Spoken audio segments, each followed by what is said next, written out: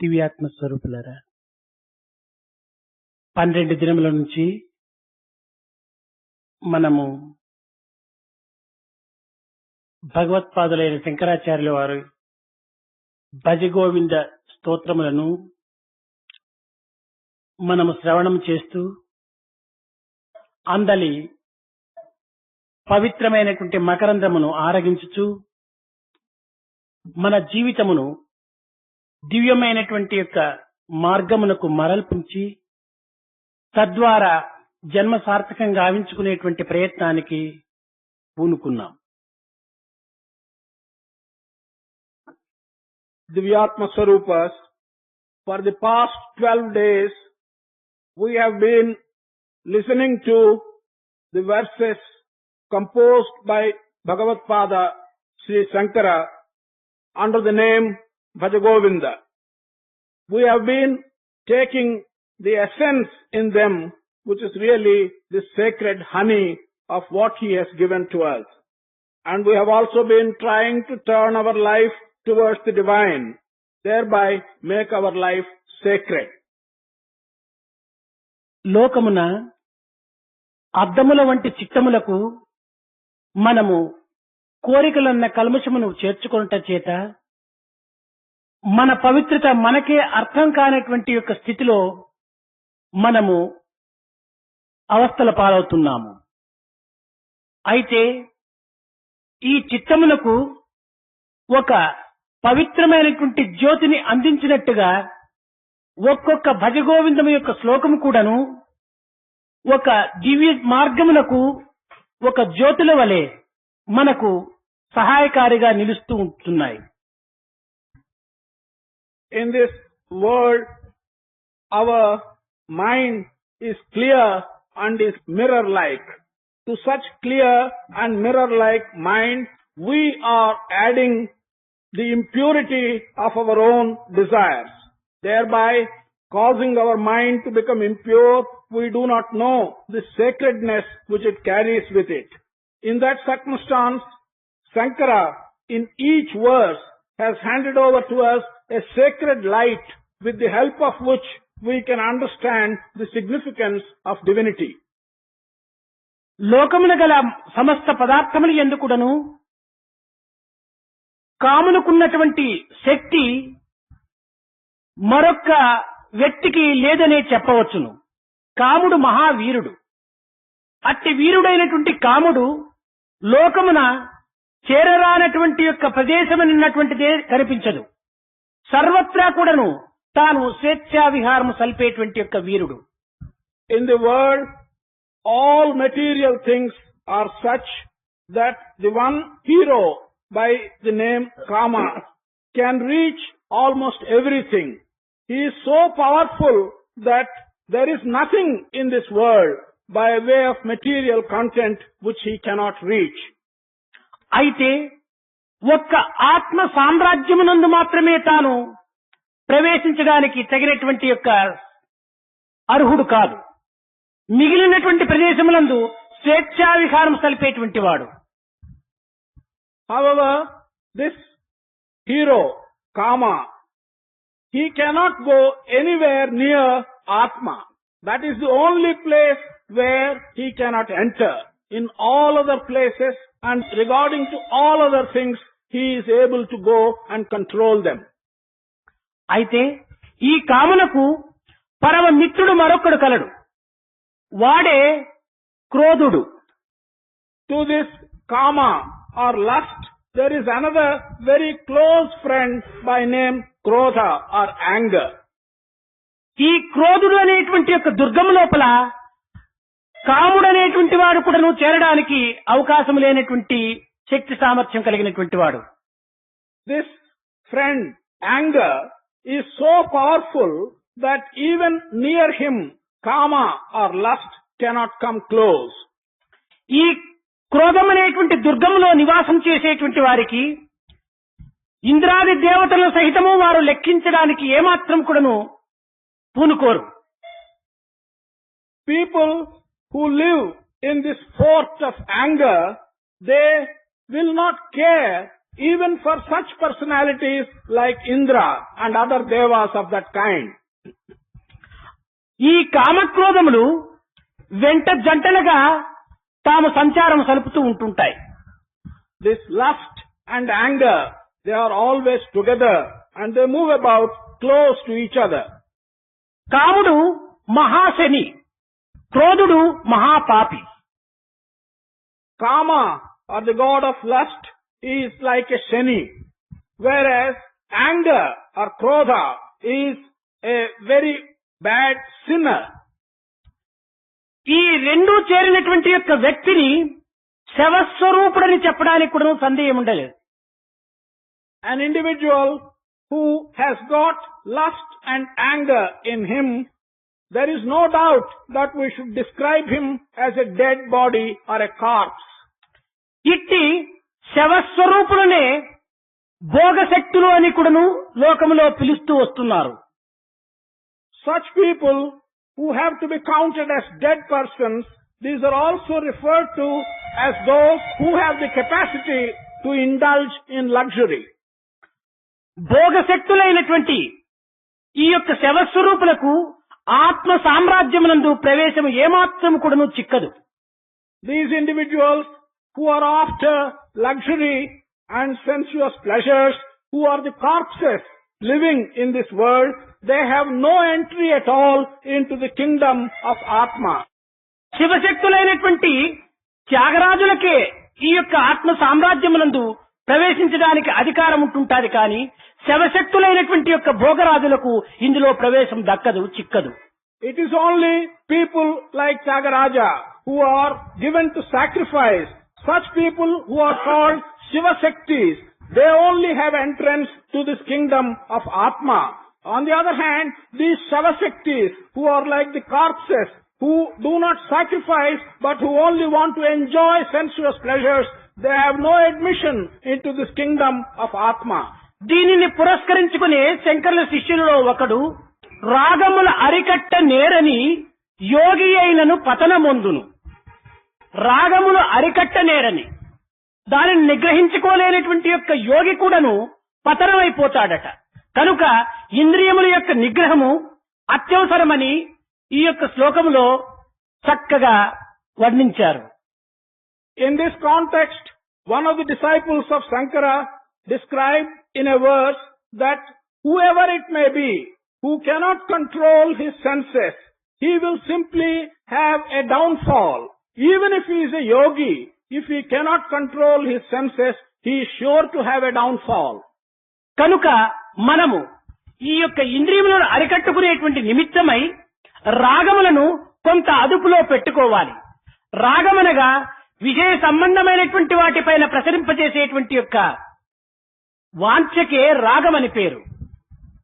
So, in order that we may control our senses, we have to control our attachment or our desire to material things.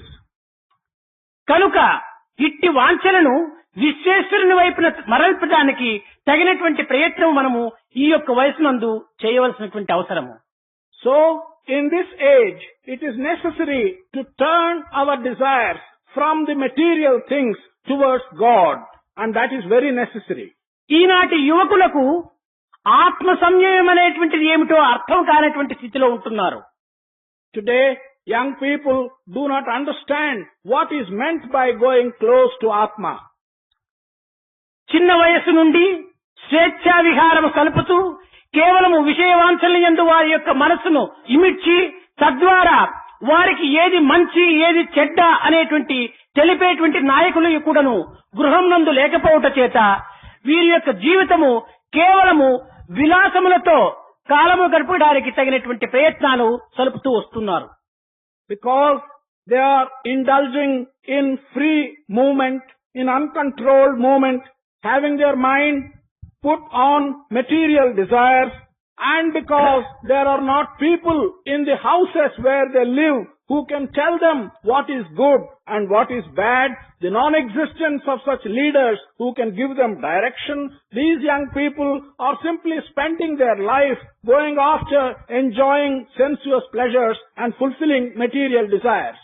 దుస్సంగముల ద్వారాను దురాచారములకు సంబంధించినటువంటి యొక్క సినిమాల వల్లను ఈ యొక్క యువకుల యొక్క మనసు మరింత కామాంధునిగా మార్చి గర్వము, పొగరబోతుతనము, అవినయము అనేటువంటి యొక్క దుర్గుణములు వాళ్ళలో ప్రవేశించి దేశమునకే కాక తమ యొక్క జీవితమునకును తాను కొంతవరకును పతనమునకు రాజబాట వేసుకుంటూ వస్తున్నాడు. On account of bad company and on account of inconsistent and bad stories that are depicted in cinemas, the young people who get themselves involved in these things are developing blind lust. They are also developing arrogance. They are becoming proud of whatever they have in their minds. They do not have the necessary humility. As a result of this, they are developing as undeserving people in the country. In addition to that, they are laying down a broad path of ruination for themselves. ఈ వయసునందు ఇంద్రియములను నిగ్రహించుకోవటానికి తగినటువంటి ప్రయత్నం చేసిన వాడే సార్థకము పొందుతాడు. లేకున్నా వాని జీవితమే నిరర్థకమైపోతుంది. కనుకనే ఈనాడు లోకములో అనేక రకములైనటువంటి కల్లోలములతో నిండినటువంటి భారతదేశమునకు మీరు తగినటువంటి యొక్క మార్గమును బోధించి ఆచరించి తద్వారా ఈ జగత్తులకు తగినటువంటి యొక్క ఉత్తమమైనటువంటి యొక్క జీవితముగా మీరు అభివృద్ధి గాంచుతారని కూడాను నేను ఆశిస్తున్నాను. One who cannot control his organs and his sensuous desires, he will spend his life in a manner that will become utterly fruitless. On the other hand, one who can control his organs, he will spend his life in a manner that will be fruitful. I do hope that you will take this to your hearts and spend your life in a manner that you can lay a proper path for the country as a whole.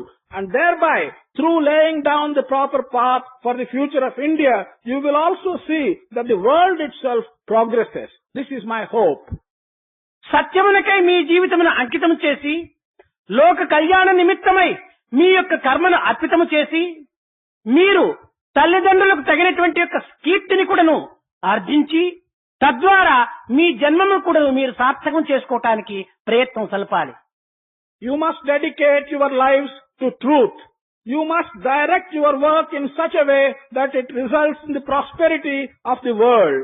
You must behave yourselves in such a manner that your father and mother have satisfaction. This is how you should spend your lives. ఇట్టి ఇంద్రియములను నిగ్రహించుకొనుటకు సులభమైనటువంటి మార్గము ఒక్క ప్రేమ మాత్రమే. The easiest path for controlling your sensuous desires is through prema or love. ఈ ప్రేమ స్వార్థరహితమైనటువంటిది కనుక అది మన యొక్క ప్రయోగములలో దాని యొక్క రూపములు మార్పు చెందుతూ ఉంటున్నాయి. The prema as referred to here is a selfless prema. Therefore, its shape and form will change in accordance with where and how we show this selfless prema. ప్రేమ మూడు విధములు. Prema is of three kinds. ఒకటి అధమ ప్రేమ, రెండవది మధ్యమ ప్రేమ, మూడవది ఉత్తమ ప్రేమ. The first one is base love. The second one is medium kind of love. The third one is very good, extraordinarily high type of love.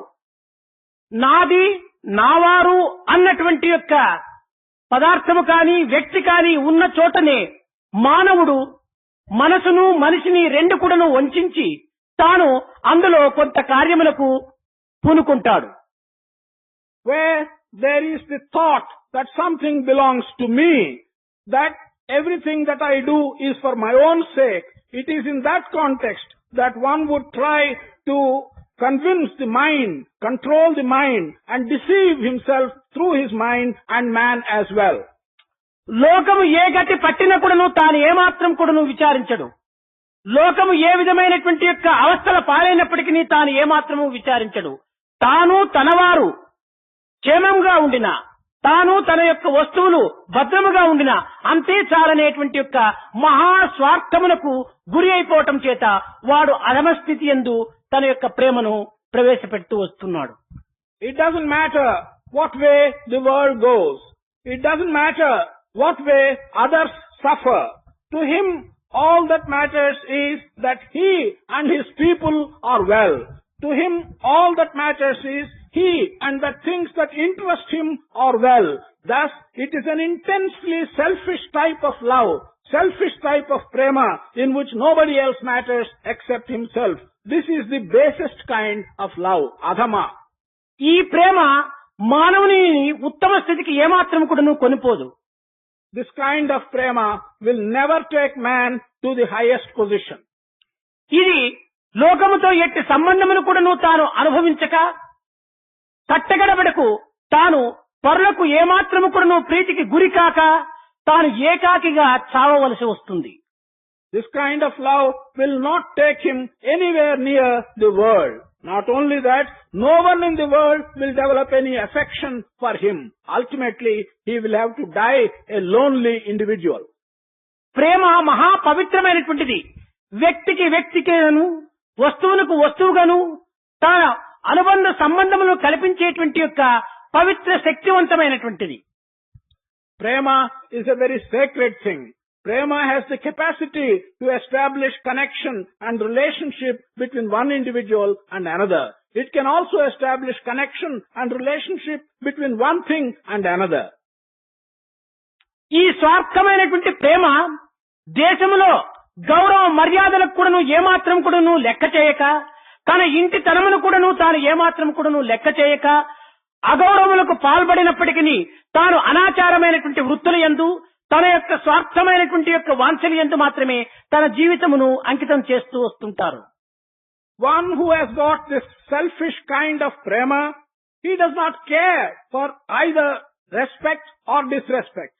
He does not care for whether he is getting respect or disrespect even in his own home.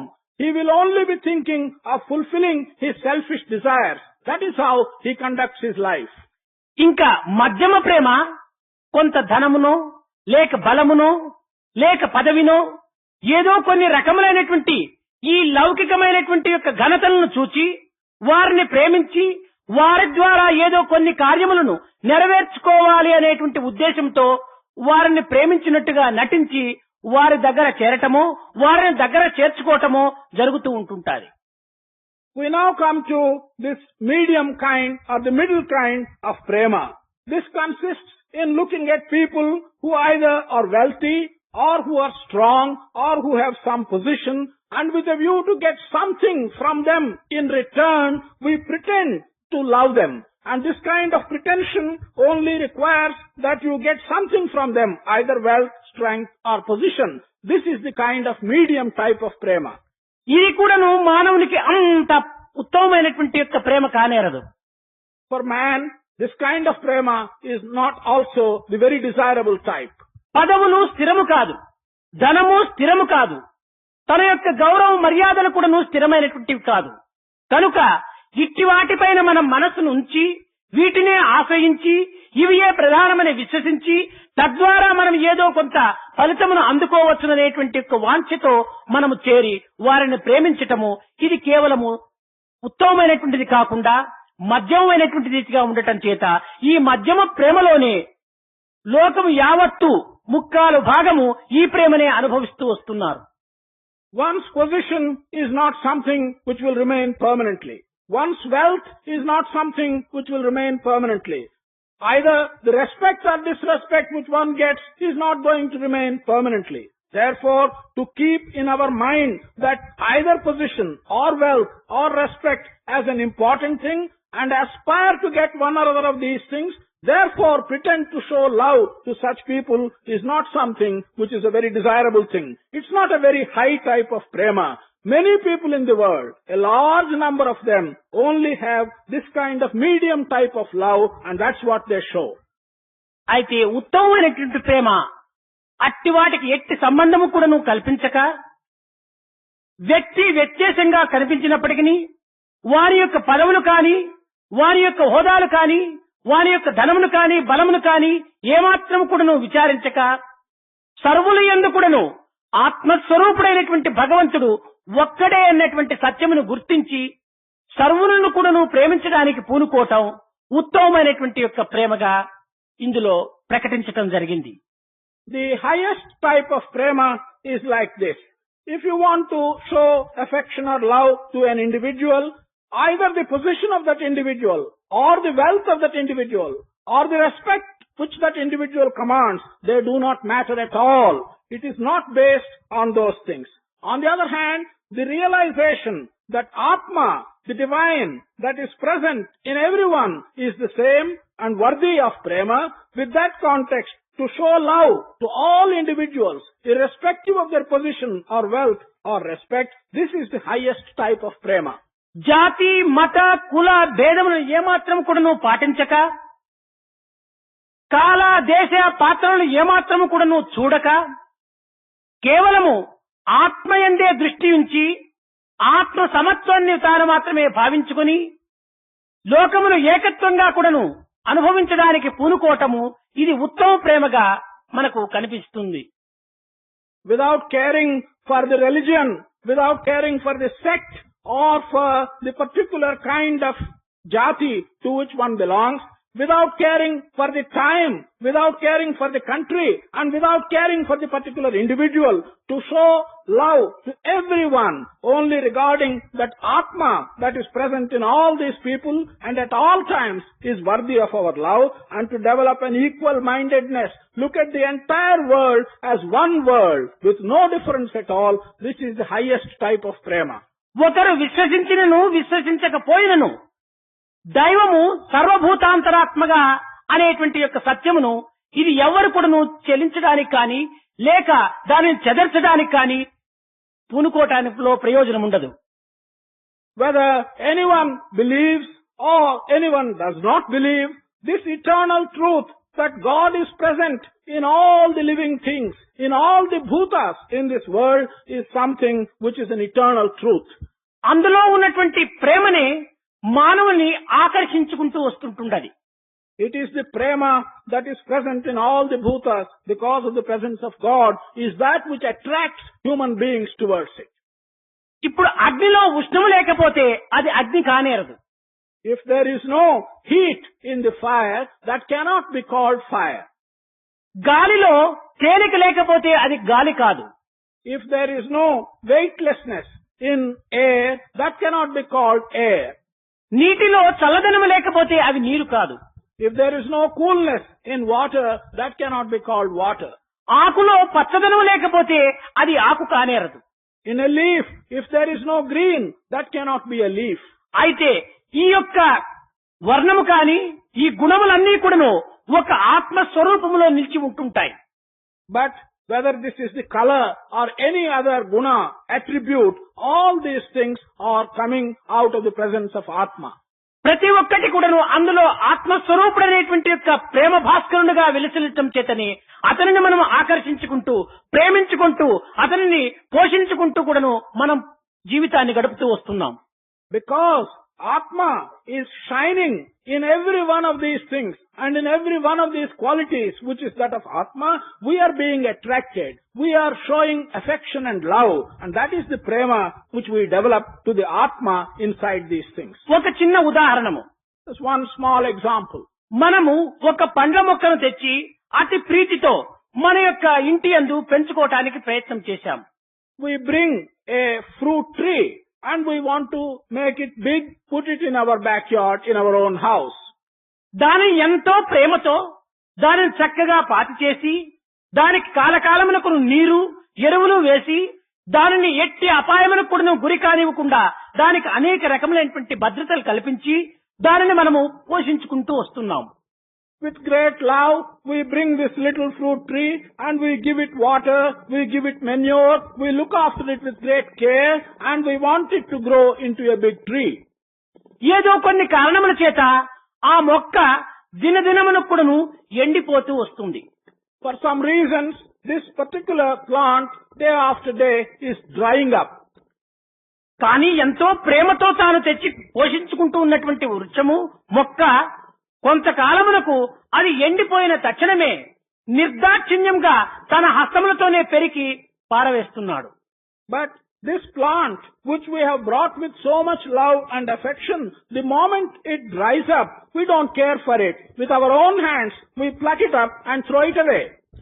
ఆనాడు అంతగా ప్రేమించటము ఈనాడు ఇంత నిర్దయగా పారవేయటంలో ఉన్నటువంటి అర్థం ఏమిటి?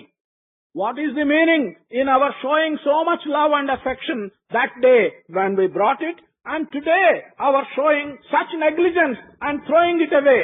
What is the significance of all this? అందులో దైవత్వం అనేటువంటి జీవత్వము ఉండినంత వరకు దానిని ఆకర్షించింది.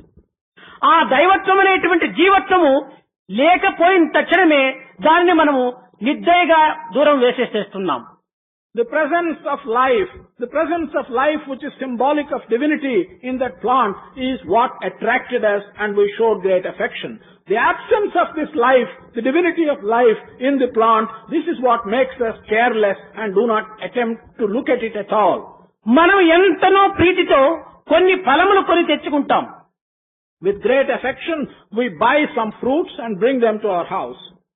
కానీ అవి ఏమైనా కుళ్ళిన తక్షణమే దానిని కూడాను మనము చాలా నిరాశగా పారవేస్తున్నాం. If for any reason some of them get rotten, then we throw them away and we don't care for them. అంతే కాదు, ఒక వ్యక్తిని మనం ఎంతగానో ప్రీతిస్తుంటాం. ఆ వ్యక్తి యందు జీవతత్వం ఉన్నంత వరకు కూడాను మన యొక్క ప్రీతి ప్రాణ సమానంగా ఉంటుంటాది. కానీ ఆ వ్యక్తి యందు జీవత్వం అనేటువంటి శివత్వము దూరమైన తక్షణమే మనము దాని చెంతకు ఉండడానికి కూడాను మనము భయపడిపోతున్నాం. దానిని అనేక రకమైనటువంటి యొక్క ప్రేమ లేనటువంటి యొక్క స్థితి లోపల దానిని భస్మంగా కూడాను చేయడానికి పూనుకుంటున్నాం. Not only this, if there is an individual in whom there is life and we love him, we look after him with such great care and show great affection. But the moment this life, which is no other than divinity in him, goes away, that is the Shiva Tattva, goes from that body, then we show no affection at all to that body. Not only that, we don't go anywhere near that body. We even take it and cremate it or burn it and throw it away. వీటినన్నిటినీ మనం పురస్కరించుకుని విచారణ కలిపినప్పుడు దేనిని మనము ప్రేమిస్తున్నాం? దేహమున, లేక వాని ఆస్తిపాస్తులనా, లేక కులమతములనా, లేక అధికారములనా అనేటువంటి వాటిని చక్కగా విచారణ చేస్తే దేనిని కాదు, జీవతత్వమును మాత్రమే మనం ప్రేమిస్తూ వస్తున్నాం. If we look at all this carefully and make an enquiry and ask ourselves, to what are we showing this attachment and love? Is it to the body, or is it to the property that individual owns, or is it for his religion and for his caste, or is it for the position which he is having in his life? The answer is no against all these things. It is only the Jiva Tattva, the life in that body, that is attracting us. కనుక ఇక్కడ దేహములను కానీ, లేక సంబంధములను కానీ, అనుబంధములను కానీ మనము ప్రధానమైనటువంటి లక్ష్యమునందు చూడక జీవతత్వమును మాత్రమే దైవత్వముగా విశ్వసించి మనము సర్వభూతాత్మ అయినటువంటి యొక్క పరమాత్మని ప్రేమించినట్టుగా మనము విశ్వసించడం చేత మనకు ఎంతైనా కూడాను ఒక ఆత్మతత్వమును మనం అర్థం చేసుకోవటమే కాకుండా మనం భారతదేశం యొక్క విశిష్టతను కూడాను మనం కొంతవరకును అనుభవించి ప్రచురింప చేయడానికి తగినటువంటి యొక్క వ్యక్తులుగా మనం తయారు కాగలము. Here, once we realize that it is not the body that is attracting us, it's not even our attachment to him that is attracting us, nor is the relationship that may exist between one body and another. What we are regarding as divine is the life that is present in that body. We love God who is omnipresent in all the things that we see. This kind of distinction gives you a distinctive feature for our own culture, and this enables us to proclaim the features of our great culture.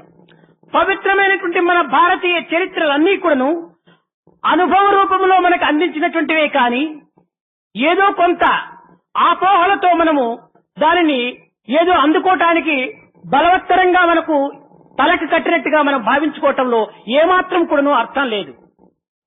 All the sacred stories of our mythology and culture have been handed over to us as a result of experience of elders. There is no meaning in our thinking that these are doubtful things and they are being thrust upon us irrespective of whether they are true or not. We should not regard them like that. అట్టి మహనీయులను మనము కొంతవరకును అనుసరించి వారి ఆజ్ఞలను శిరసా వహించి వారి అడుగుజాడలలో మనము నడిచి తిరిగి అట్టి పవిత్రమైనటువంటి యొక్క దివ్యత్వాన్ని మన భారతదేశంలో తిరిగి పునరుద్ధరించడానికి కూడాను మనం కంకణం కట్టుకోవాలి. We should try and follow those great men. We should try and understand their injunctions. We should put their orders into practice. We should make a determination to understand these things and resuscitate them in our Indian culture. కష్టములందు కానీ సుఖములందు కానీ నిందల యందు కానీ నిష్ఠూరముల యందు కానీ పాండవులు పరమాత్ముడైనటువంటి కృష్ణుని పైన ఎట్టి విశ్వాసం నుంచి కట్ట కడపటి వరకు కూడాను ఆ కృష్ణుని యొక్క ఆజ్ఞలనే అడుగుజాడలుగా పెట్టుకొని వారు ఆచరించినటువంటి పవిత్రమైనటువంటి ఆచరణను ప్రతి మానవునికి కూడాను అత్యవసరమైనటువంటివి. Pandavas, as you know, whether they were in difficulties or whether their life was smooth, whether they were being abused by others or whether they were being praised by others, irrespective of the time and conditions, they were having Krishna Paramatma in their mind as the Lord. And this kind of feeling which the Pandavas had should serve as an example to us, and we should be able to follow that example. దేవతల అడ్డు వచ్చినప్పుడు కూడాను లెక్క చేయక కాండవనమును దహనం చేసినటువంటి అర్జునుడు ఇంకా మహావీరుడై సూర్యుడై ఎటువంటి ఘోరమైనటువంటి యొక్క యుద్ధములందు కూడాను ధైర్య సాహసములతో దిగ్విజయాన్ని సాధించినటువంటి అర్జునుడు ద్వారక నుంచి స్త్రీలను తీసుకొని హస్తినాపురం వస్తున్నటువంటి సమయం లోపల వెర్రి గొల్లలతో చిక్కి తాను ఏమాత్రము నిస్సహాయుడై నిలిచిపోవటంలో ఉన్నటువంటి అంతరార్థాన్ని అర్జునుడు చక్కగా గుర్తించుకున్నాడు. Even if such mighty persons like Devatas came in his way, Arjuna never shirked. Arjuna fought so many wars in a very courageous manner. Such a person, when he was accompanying towards the end the women from Dwaraka to Hastinapura, Arjuna became so weak and he could not fight with very innocent cowherds. This special feature Arjuna did realize in a very full, meaningful manner. కారణం ఏమిటి? ఇంతకాలము కృష్ణుడు సాకారంగా నిరాకారంగా కూడాను మా వెంట జంట ఉండటం చేత నా యొక్క శక్తి సామర్థ్యములు అంత పవిత్రమైనటువంటివిగా ఉండినాయి. ఈనాడు కృష్ణుడు సాకారముగా మాకు దూరం అవటం చేత నా యొక్క శక్తి అందరూ కూడాను కృష్ణుడితో పాటే పోయినాయి. కనుక కృష్ణుడు అనేటువంటి వాడు సర్వజీవుని యందు కూడాను ఆత్మవాసిగా ఉండటం చేతనే మన యొక్క ధైర్య సాహసములు కూడాను మనం ఈ జగత్తులో అనుభవించుకోవటానికి వీలవుతున్నాయి. కృష్ణుడే లేకుండా మనము కేవలము తోలుతిత్తి వంటి వారమే కాని ఇందులో ఏమాత్రం కూడా శక్తివంతమైనటువంటిది లేదని అర్జునుడు గ్రహించుకొని తక్షణమే తాను కూడా ఈ లోకమును వదిలిపోవాలని ఆశించాడు. Arjuna understood the reason very well. He thought that because Krishna was present in his mortal form as well as in his divine form and giving help at all times, the reason why Arjuna could fight so many battles with such courage was simply the presence of Krishna in his mortal form. But once Krishna had gone away, gave up his mortal form, then all the courage which Arjuna had disappeared. Therefore, we should understand that where there is no Lord, where Krishna is not present, there is no courage. All these human bodies will be simply reduced to mere leather bags in which there is no divine life at all. అట్టి అనుభవ రూపమైనటువంటి యొక్క దీనిలో పాండవులు జగత్తులకు అనేక రకములైనటువంటి యొక్క ఆదర్శములు కూడాను అందిస్తూ వచ్చారు. Out of such experiences, Pandavas have handed over to the world many good things. ఈ కారణము చేత పాండవులకు స్థిరస్థాయిగా చక్కని కీర్తిని వారు సంపాదించారు. For this reason, Pandavas have acquired lasting reputation. ఈ పంచ పాండవులు పంచ ప్రాణములుగా లోకములకు ఒక ఆధారభూతులుగా నిలిచారు. The 5 Pandavas have remained as 5 pranas as examples to the world. ఇట్టి పాండవుల యొక్క చరిత్ర అయినటువంటిదే మహాభారతమని కూడాను ఈ భారతము పంచమవేదమని కూడాను దీనిని వర్ణిస్తూ వచ్చారు. The story of the Pandavas is the Mahabharata, and Mahabharata is described as the 5th Veda. ఇట్టి ఆచరణ రూపమైనటువంటి యొక్క పాండవులను ఏదో కొంచెం ఆర్టిఫిషియల్ గా మనం ఉపయోగించుకోవటానికి పూనుకోవచ్చుననేటువంటి ఉద్దేశంతో ఒకానొక సమయం లోపల ఢిల్లీ తానిషా విజయనగరం యొక్క పండితులను అష్టదిగ్గజాలను పిలిపించాడు. With a view to utilize these Pandavas for some specific material purpose, the king of Delhi, Tanisha of Delhi, he called these Ashtadhiggajas or the poets. వీరిని పిలిపించి మహాభారతం యొక్క విశిష్టతను వర్ణించమని చెప్పాడు. Tanisha asked these poets to describe the distinctiveness of Mahabharata. ఈ అష్టదిగ్గజులైనటువంటి మహాపండితులు చక్కగా మహాభారతమును కంటెదుటిగా వారు నిలిచినట్టుగా వర్ణిస్తూ వచ్చారు. These 8 great poets described the story of Mahabharata in a very beautiful and attractive way. అంతా విన్న తరువాత తానిషా ఒక విధమైనటువంటి వాంఛ అతనిలో బయలుదేరింది. After hearing to this story, Tanisha developed a kind of particular desire. ఆ పండితులందరినీ చేర్చి దీనికి నేను ధర్మజునిగాను నా మంత్రులు నాకు ఇష్టమైనటువంటి మంత్రులందరూ కూడాను పాండవులుగాను ఇంకా నలుగురు అన్నదమ్ములుగాను వర్ణించి నా విరోధు రాజులందరినీ కూడాను కౌరవులుగా వర్ణించి ఇది తానీషా భారతం అని ఒకటి రాయమని చెప్పని ఆజ్ఞ చేశాడు. He called all these poets.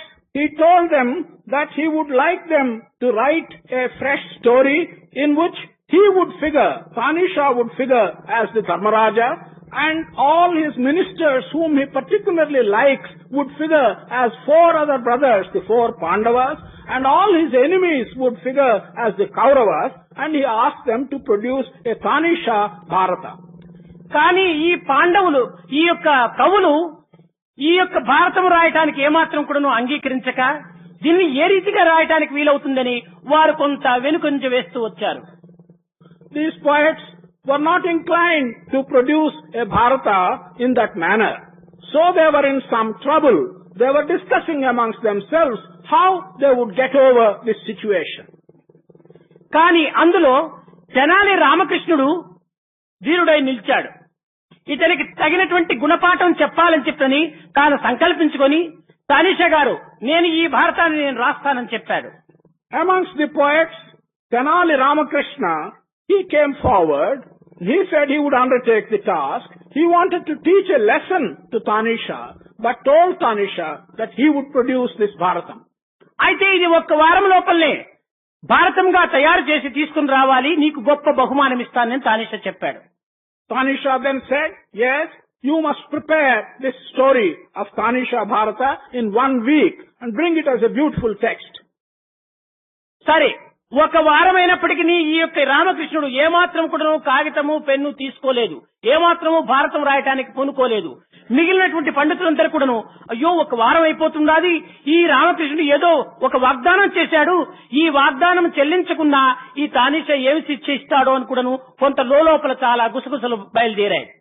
The week was coming to a close, but this Ramakrishna never even handled any paper or pen. The other poets have been fearing what Tanisha would do.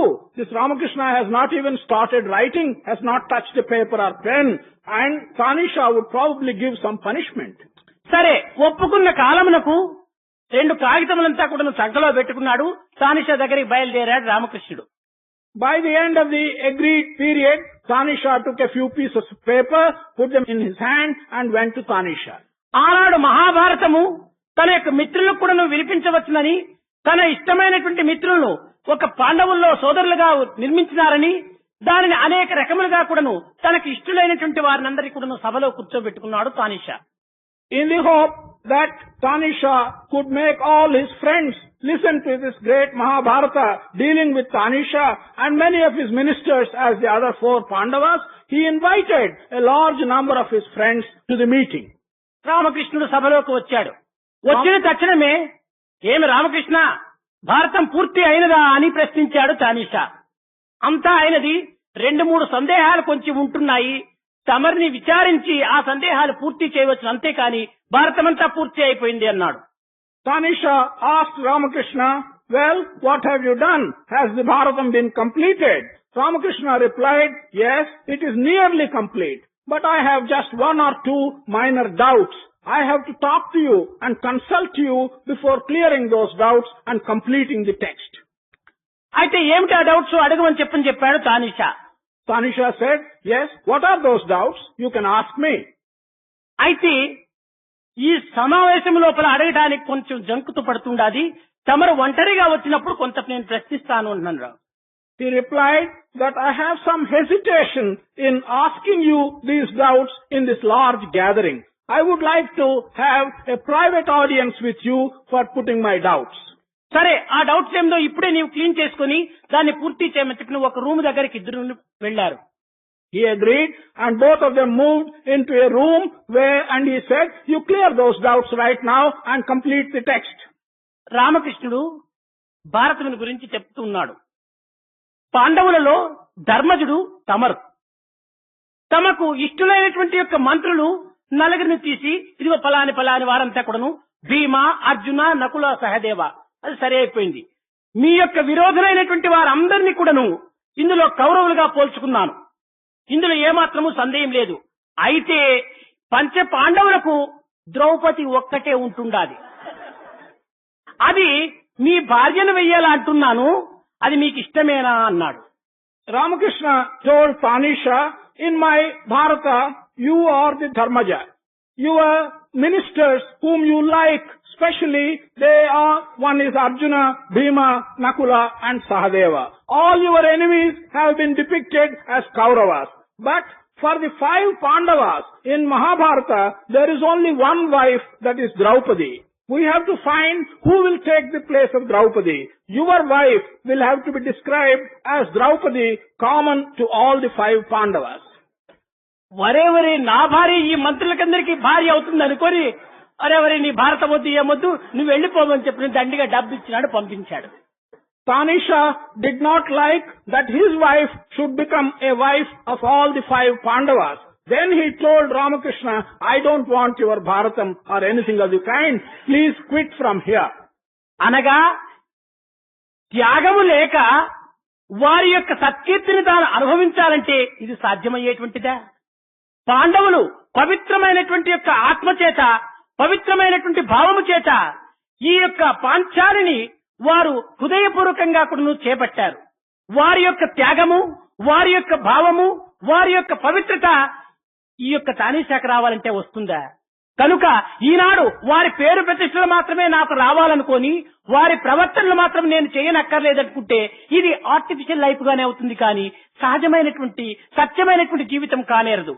కనుక మనం ఈనాడు పవిత్రమైనటువంటి భారతీయ సంస్కృతిని, పవిత్రమైనటువంటి భారత రక్తాన్ని, పవిత్రమైనటువంటి భారత దేశమును కూడాను మనం నిలబెట్టుకుని సార్థకమైనటువంటి యొక్క కీర్తిని సంపాదించుకోవాలనుకుంటే భారతదేశం యొక్క నీతి నిజాయితీలను మనం ఆచరణలో పెట్టినప్పుడే మన భరతమాత పుత్రులమని చెప్పుకోవడానికి వీలవుతుంది. కానీ లేకపోతే ఏదో వారిట్టు చేశారు వీరిట్టు చేశారని మనం పేర్లు మాత్రమే దాన్ని పెట్టుకోవటం చేత మంది ఆర్టిఫిషియల్ లైఫ్ గా అవుతుంది, కృత్రిమ జీవితంగా బయలుదేరుతుంది. కనుక తానీషా వంటి కృత్రిమ జీవితం మనం కాకూడదు.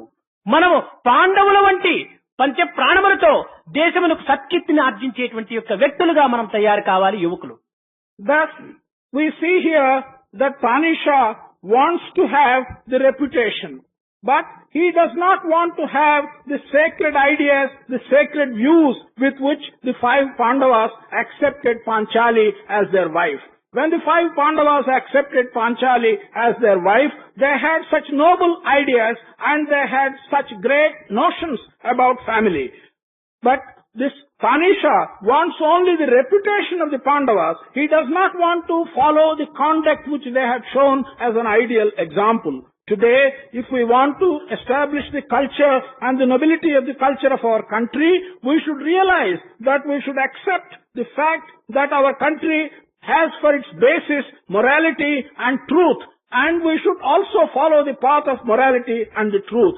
If only we want to have the reputation and not follow the path of morality and truth laid down by our ancestors, we will only be getting their names and not their conduct.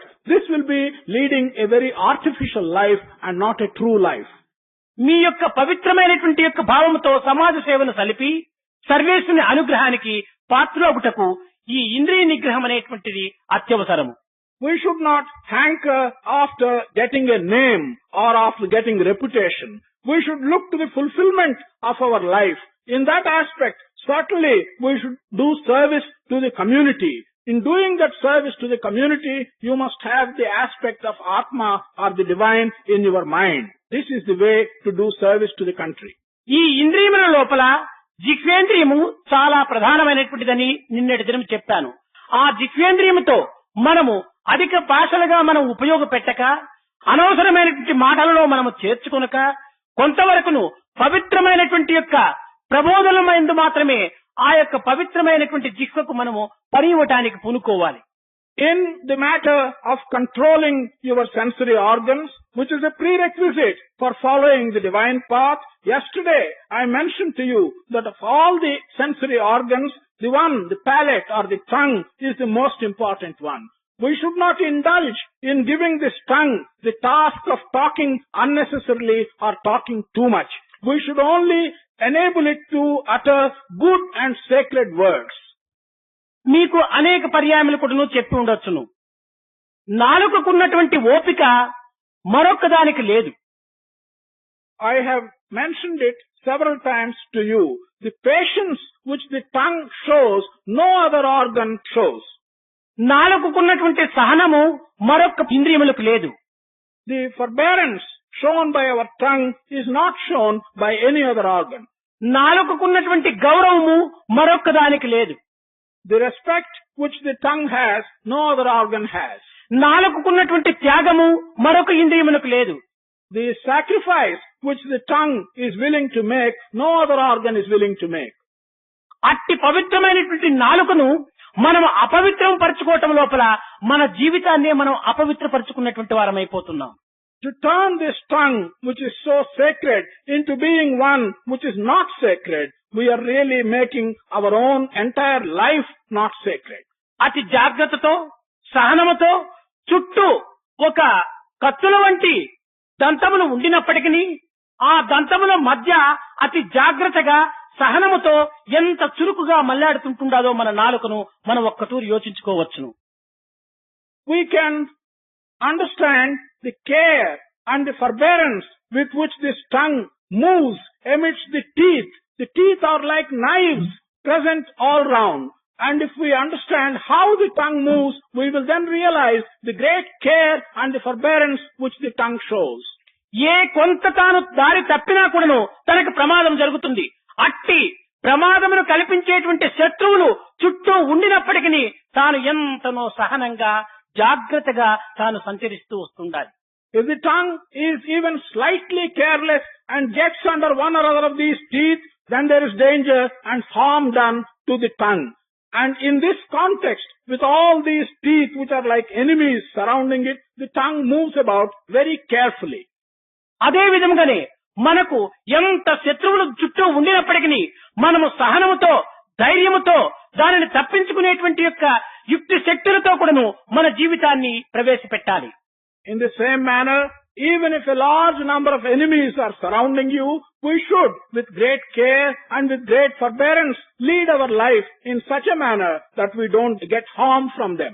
ఇంకా నాలుక చేసేటువంటి త్యాగము కూడాను ఏదైనా చక్కని రుచికరమైనటువంటి పదార్థమే చిక్కినా తన నాలుక పైన పెట్టుకొని ఈ రుచిగా ఉన్నది, ఈ రుచి నాకు అక్కర్లేదు, జఠరాగ్నికి పంపిస్తాను అని జఠరమును కంపిస్తుంటుండాలి. లేక రుచియే చెడుగా ఉండినా తిరిగి అది అక్కర్లేదు అని తాను భూదేవికి అందిస్తుంటుండాలి. If we want to know the sacrifice which this tongue exhibits, we have to realize that when we put some good tasty food on the tongue, the taste is at once recognized and the tongue passes it on inside for further digestion. It does not keep it for itself. On the other hand, if we give some bad food which does not taste well, the tongue immediately realizes it and throws it out and gives it outside to the earth.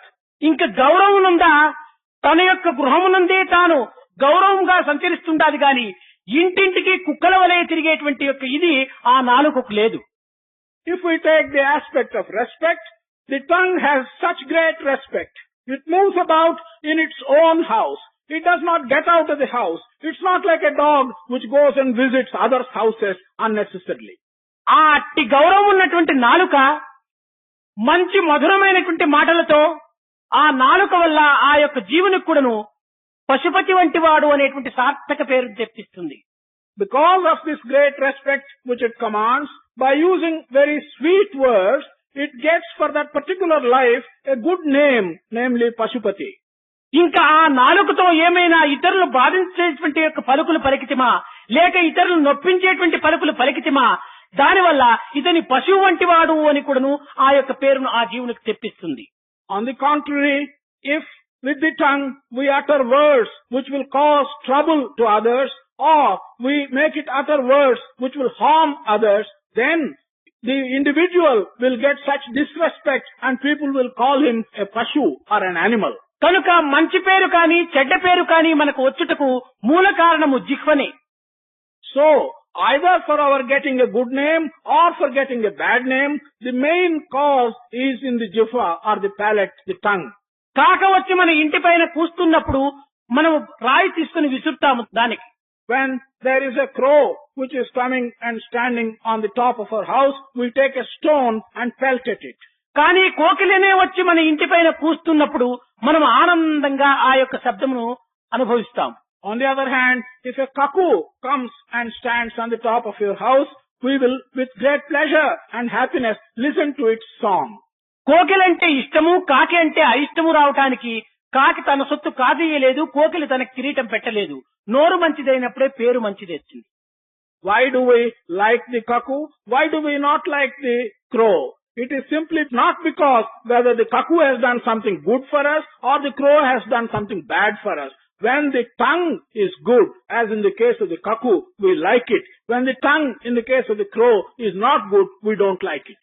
కనుక మన యొక్క మానవత్వమునకు అందించినటువంటి పవిత్రమైనటువంటి జిహ్వతో మనము మృదుమధురమైనటువంటి పలుకులతో మన సమాజం యొక్క సేవలో చేరి వారిని కూడాను ఇట్టి పవిత్రమైనటువంటి మార్గంలో ప్రవేశింపచేసుకొని మన యొక్క జీవితమును ఈ యొక్క యువకత్వమును అపవిత్రం చేసుకొనక తగినటువంటి దీంట్లో సార్థకం గావించుకుంటారని కూడాను నేను ఆశిస్తున్నాను.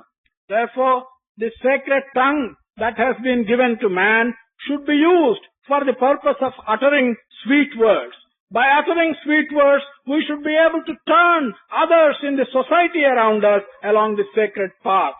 In this manner, you should be able to use the time of your youth by uttering sacred words and helping the society around you. This is what I hope you will do. కొన్ని నిమిషముల పూర్వము మన general Cariappa కూడా చెప్పాడు, nationalise ని అనగా మన హృదయములకు సంబంధించినటువంటి దాని కింద మనం తీసుకోవాలి, కానీ ఏదో ఒక వస్తువుల కింద కానీ ఒక కంపెనీల కింద కానీ మనం నేషనలైజ్ చేయడానికి వీలు కాదు. మనం హృదయం లోపల ఏకత్వం అనేటువంటి యొక్క ఐకమత్యానికి మనం పూనుకోవటము మనం ప్రధానమైనటువంటి యొక్క కర్తవ్యంగా భావించాలి.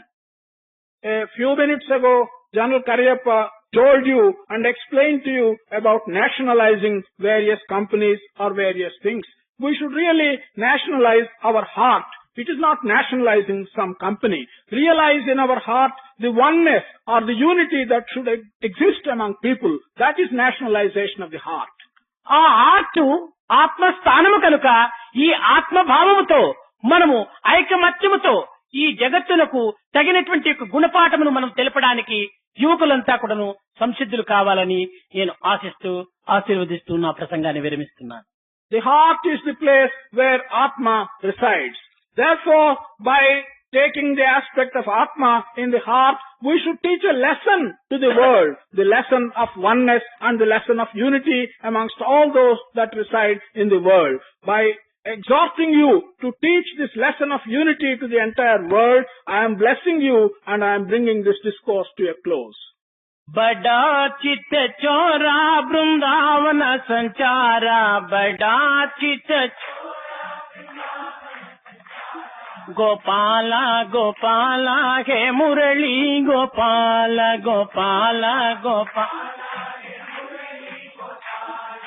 गोवर्धनोधर गोपाल बाला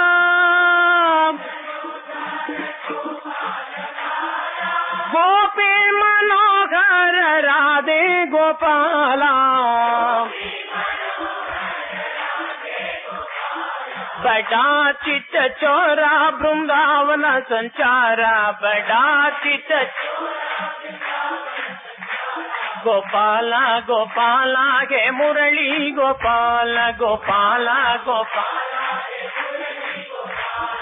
गोवर्धनोद्धार गोपाल बाला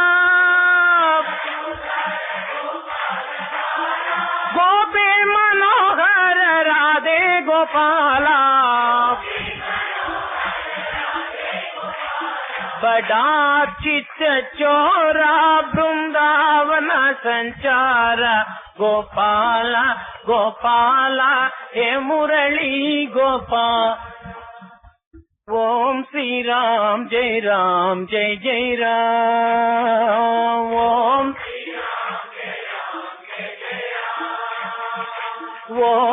राम जय जय राम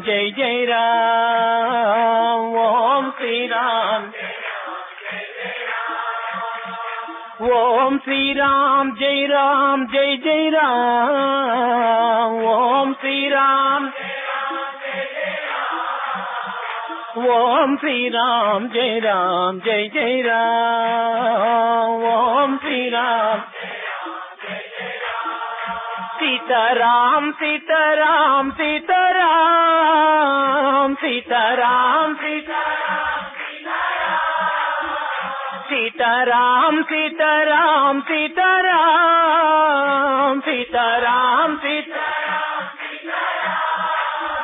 राधे श्याम राधे श्याम राधे श्याम राधे श्याम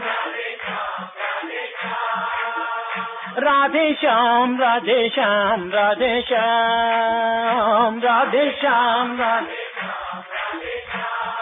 ओम श्री राम जय जय राम ओम श्री राम जय ओम श्री राम जय जय राम ओम श्री राम जय ओम श्री राम जय जय राम ओम श्री राम जय जय राम ओम श्री राम जय जय ओम श्री राम जय जय राम ओम श्री राम जय सीताराम सीताराम सीताराम सीताराम सीताराम राधे श्याम राधे श्याम राधे श्याम राधे श्याम राधे श्याम ओम श्री राम जय जय राम